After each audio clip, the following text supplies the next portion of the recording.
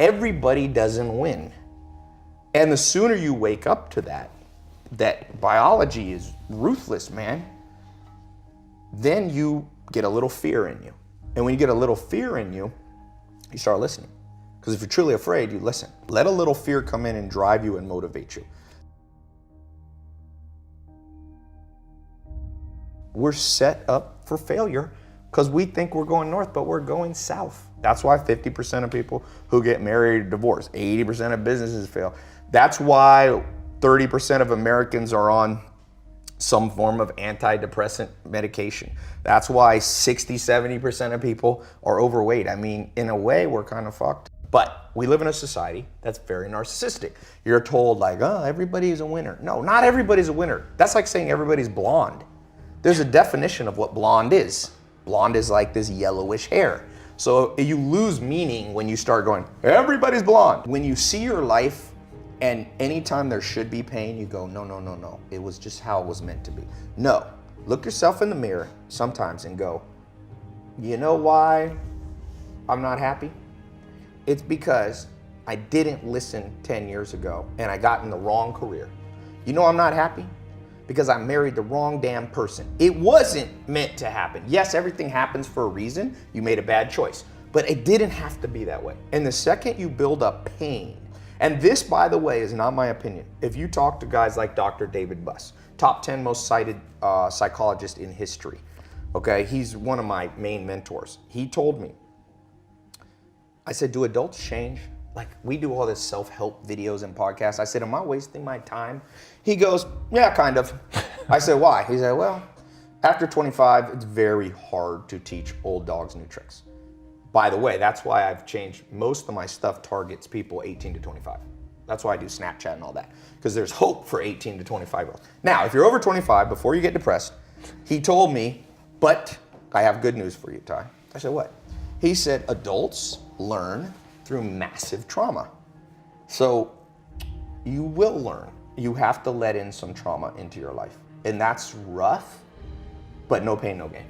Like if you are 100 pounds overweight and you want to be able to play basketball, here's my news for you. Everything happened for a reason. You got fat because you ate too much and you didn't exercise. So welcome to the gym. And the first year is going to be hell, but that pain, hopefully, will reprogram your brain that every time you want to eat that nasty thing, go, wait, I don't want to go through that pain again. So I think one of the myths of society is we won't let pain in. We just excuse it all away. Like, no, that was meant to happen. Oh, you wasted 20 years of life married to the wrong person in the wrong career? No, Tom, it was meant to happen. Where's the people who go, you fucked up, dude. You wasted 20 years and you will never get it back. You better go in your room and cry. And the truth is, you only learn as an adult. Unfortunately, most people can only change with massive trauma. Optimizing your life for hustling and grinding is like optimizing your life around going pee. No, pee is something you have to do. It's not the goal. You don't go, woo! You know what my goal is? Hit the toilet 7 times a day. No, but you have to do it to survive. So grinding and working hard and hustling is not what you optimize for. It's pain. Why would you optimize for pain? But it is a necessity. And if you look at an actual scientific explanation of what makes you successful, it is not just hard work. If that's true, construction workers would be the wealthiest people in the world. Waiters and busboys, they work harder than the owner. The most scientific psychometric personality test is called Hexaco. It's more accurate than Big Five, which used to be. It's much more accurate than Myers-Briggs, INFJ, ENTP, all that stuff. So Hexaco tests you on 26 facets of your personality. And one of them is called conscientiousness. And it's been proven over and over by scientists, conscientiousness is the most correlated with business success. Define conscientiousness. So then it divides into 4 sub-facets. Organization, perfectionism, diligence, and prudence. So the real truth is hard work is 25% of the formula because diligence is known in the common language as hard work, okay? So if you just think diligence alone will get you success, you're like a basketball player that thinks you'll play in the NBA because you can shoot free throws. You ever seen the best free throw shooters in the world? They're old 70-year-old men who shoot underhanded, but they don't play in the NBA because the NBA is not all about free throws. So NBA is scoring, defense, free throws maybe is one component, rebounding, assists, there's a lot of components. So the other three you have to get good at. So the first one is perfectionism. People, you have to know how to double check your work. It's that simple. It doesn't mean you're always a perfectionist, but it means when it's important, when you're a pilot of an airplane, double check before you go. If you get on a plane, you hear the pilots double checking, the co-pilot going, hydraulics.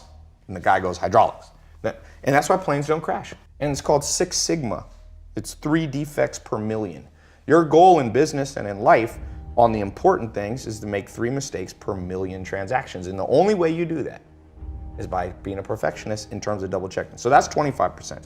The next one is organization. I can't tell you how much better my life is and anybody watching this will be if you wake up every single day and you take 10 minutes. I have yellow notepads sitting all around my house. I got that from Bill Gates. Bill Gates built Microsoft at 17 by locking himself in a hotel room with 6 yellow notepads, and he wrote out the whole basic code for DOS and things that built Microsoft, okay? He became the richest man in the world 18 years straight because he was organized enough to lock himself in a room and think through his day. And so what I try to do, and whenever I do this, I have a great day. Whenever I don't, I notice it.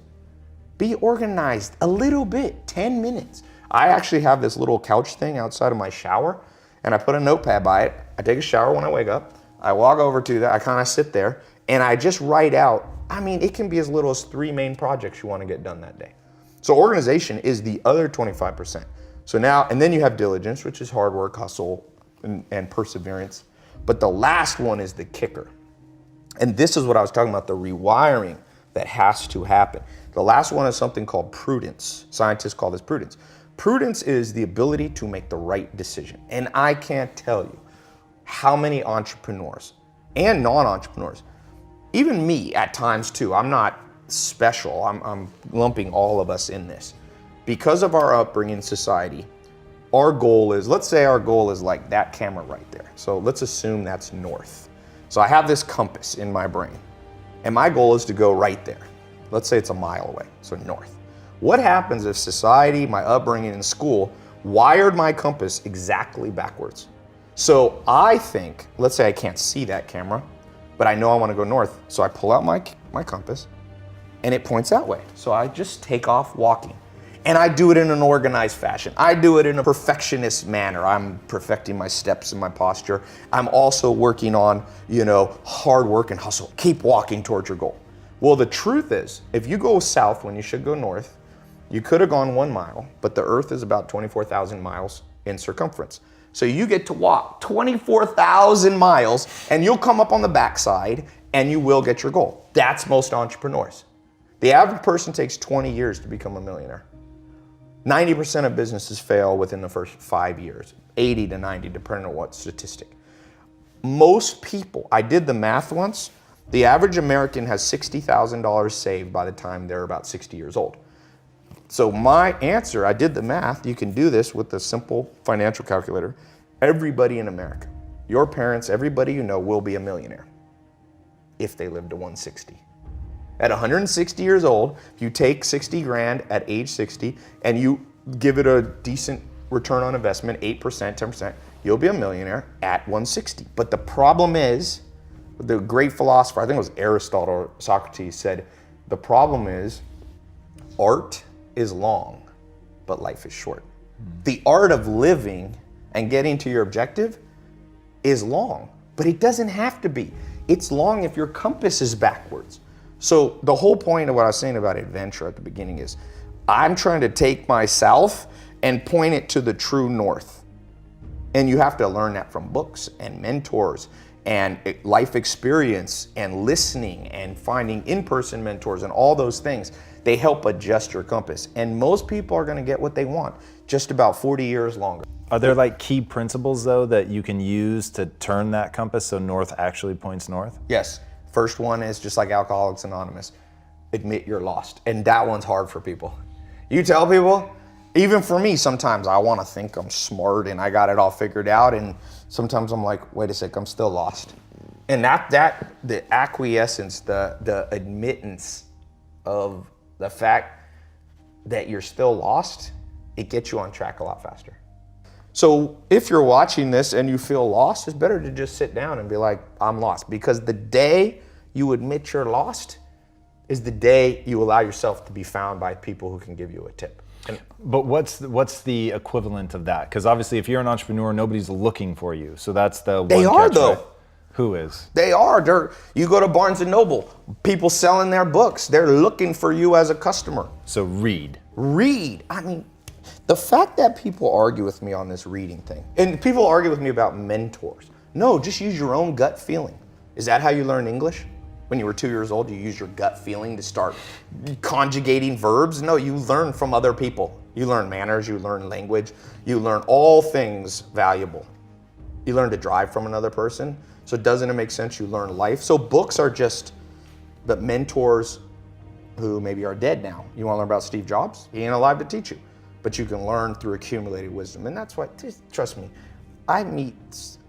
very few powerful businessmen I've ever met don't read a lot. Warren Buffett, who I think is the best businessman by far in the world, he has 75 companies that he pretty much runs, 200 billion in revenue. He reads 8 hours a day. He reads 600. He said he slowed down in his old age. He only reads 500 pages a day.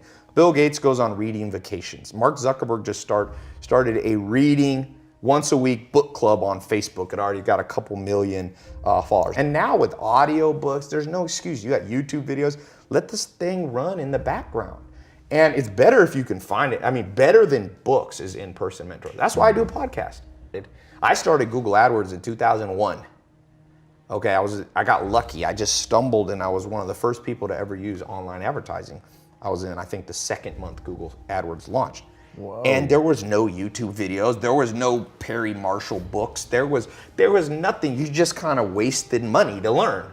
Now, we're the most spoiled generation. Everything, this computer on this phone, iPhone 7, is more powerful than the first rocket that put man on the moon. That cost billions of dollars. Now we get that for under $1,000. And people are still like, I'm lost. Yes, you're lost. Sit down and then open up Safari and go, how to do Google Ads. And you're gonna come up, let's see what I come up with. AdWords, they have their own tutorial. WordStream, Jumpify, you got some paid stuff.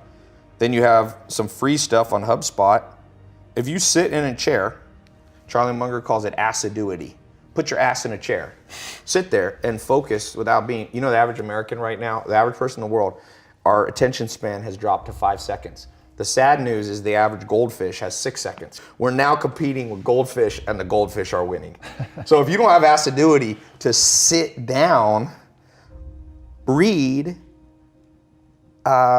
there is no solution for you. You will always be poor because you'll always be beat by somebody who's willing to sit in the chair. Is there a way for people to build that discipline? Yes, pain. And that's why I'm not a big believer in delusion. You asked me one of the rewiring things we have to do in this world. I'll tell you one. You ever heard this myth? Everything happens for a reason, so just accept it. Well, there's kind of truth to that. If I jump off a building and break my legs, yes, everything happened for a reason. The reason was gravity. Like that's why you break your legs, and physics. Legs brittle, concrete not brittle. So, but people interpret everything happens for a reason, be like, well, I was meant to learn from that thing, and then BS. Read Richard Dawkins' The Selfish Gene, one of the most important books written in the last century. He says, organisms that only learn through trial and error lose to organisms that can learn through other people's trial and error. Is anybody here, we got a little live audience, anybody here ever had to be hit by a car to learn to look both ways? I didn't. I kind of learned from just somebody telling me, big car, 2 tons, velocity, smash, dead. And I now always look both ways. So if your myth is that the only way you're gonna learn is just through massive mistakes and trials and error, you haven't read Richard Dawkins' book. If you believe in evolution, or even you don't, you believe in creationism or whatever, why do we have big brains? Because we do have the biggest brains on planet Earth. Not always use them, but we got the biggest potential. It's to be able to, what Richard Dawkins called, project. So you can literally sit in this chair and predict outcomes without having to do them. And because we're all narcissists because of society and Instagram and all this, and I'm guilty of that too, we don't like to be uncomfortable because a narcissist's story to themselves is, you're the best. And so your worldview is messed up. That's a wiring issue. Let me put it this way. I meet people who think they're smart, okay? What it really tells me is they've never been around actual smart people. If you're really smart watching this, let's say you have 155 IQ. That's what Bill Gates has, and Albert Einstein were up there. My step-grandfather had 155 IQ. He speaks 14 languages fluently. He can write Chinese. He's a chess master. He can play 3 other chess masters without looking at the board while they look at the board and beat all of them. If you're smart, you can do that. If you're not, I got good news for you. Warren Buffett says you only need about a 125 IQ to be very successful. But it's better to stay in your lane and just go, I'm not that smart, but you can hire 155 IQs. But that's an example of what I'm talking about, of this rewiring. Right. So these practical things will change your life. All right, since you have a concept called never be the bitch of your own mind. Yes. What do you mean by that? Your mind is driven by deep evolutionary drives. So, for example, narcissism is a protection mechanism, right? So your mind wants to tell you you're amazing. It makes you its bitch. You have to override that and go, you know what, I'm not that amazing. So let me go learn from amazing people. Do you have methods for people to do that? Because I think that's so important. So I tell people, don't trust everything that your mind says. Certainly don't buy into all of your emotions. Just because you have an emotion doesn't mean that you have to act in accordance with that. But how do you help people get over that? How do they overcome that? I think humans, for the most part, learn by osmosis. So it's hard to lecture people into success. But what you could do is you could inspire people to understand this. So for example, if school system could find all the 14-year-olds and find out what they admire in people, right? It's the reason I show Lamborghinis and Ferraris, because I got a lot of young followers. And you know what 19-year-old guys like? Lamborghinis and Ferraris. So I show that part of my life because then they listen to the other stuff. So first you gotta lead by inspiration. This has been proven over. You cannot pound stuff into people's brain. People actually do the opposite. When parents tell their kids, you gotta read, nobody reads. But if I show a Lamborghini and Ferrari, which is the reward that people want, and then people go, how do you get it? I said, see all these books, I read them and put it, then people, I have more school kids reading books, I think, than anyone in history. I don't say that cocky. I'm telling you, it astounds me because all I had to do was put up a video with Lamborghinis. Right. When you're the bitch of your brain, you go, I'm just gonna freewheel this day. It's very hard to be organized. Dogs aren't organized. You ever see your dog organizing day? So if you wanna, you can either act on the animal side, which is just a wing life, or you can operate from a sense of logic and duty. And so I learned somewhat, I'm not even as good as Joel, to not be the bitch of my mind by just being around him for a while. And so that's the best way. Find somebody that you look at them and you go, this is a person of discipline, of motivation, self-motivation. They don't need external motivation. They're motivated from within, and spend all the time you can around them. And so for all of you who are really big on the hustle your ass off, hustle in the networking side. It will help you because you never know who you're sitting next to. That's why I'm a big believer in going to conferences. Berkshire Hathaway conference. It's the first week of May of every year. These dudes are gonna die soon. Charlie Munger, Warren Buffett. You can buy a B share for under 500 bucks. Buy a B share, you get a free ticket. It's insane. You sit there with 2 men on stage in a stadium of 18,000 of the top investors in the world. Wow. It costs you under 500 bucks. You sit there, it's only one day. I fly into Omaha and fly back out almost the same day. And you walk out just motivated. You're with the guy that their business, you know, we meet businesses and they're like, oh, I'm doing 100 million a year. They did 200 billion in revenue last year. I see people making fun of the Kardashians. I'm like, you're gonna make fun of the Kardashians? Look, Kylie Jenner, the youngest Kardashian, in the last 18 months, has done $400 million in revenue on lipstick kits and various makeup things with Kylie Cosmetics. Put that in perspective. L'Oreal, Maybelline, massive brands. It took them 50 years as an organization with thousands of employees to do what Kylie Jenner did by herself at 20 at 18. You gonna laugh at the Kardashians? Do you have to agree with everything the Kardashians? No. But like Abraham Lincoln said, I learn from everybody, even if sometimes it's what not to do. So you can just go into the Kardashians, reverse engineer their success, go, I like this, I like this, I like this, I don't like that, then leave out what you don't like. If you can pick up one gold nugget, whether it's from an in-person mentor, whether it's from a book, you become very wealthy in knowledge very quickly. One nugget a day. One nugget a day. It's like Charlie Munger, Warren Buffett's business partner, said, step by step you get ahead, but not necessarily in fast spurts. But you have to prepare for the fast spurts by learning step by step. Like you want to become like a supercomputer where you just download smart crap from smart people. And you pick and choose. Like some people are like, Tai, I don't agree with everything you say. I'm like, good, I don't agree with everything I say. Like a year later, I'm like, wait, I was wrong.